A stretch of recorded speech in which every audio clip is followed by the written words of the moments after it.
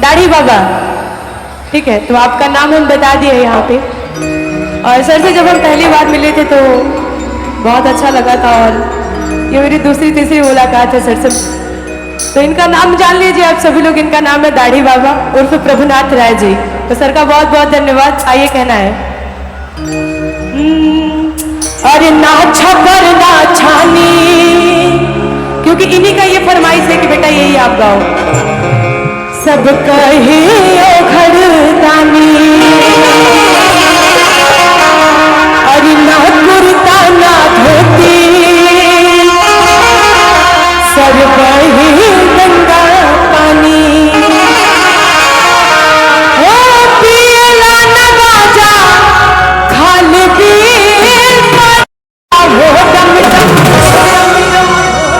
हो डम डम डमरू बजावे ले हमार जोगिया।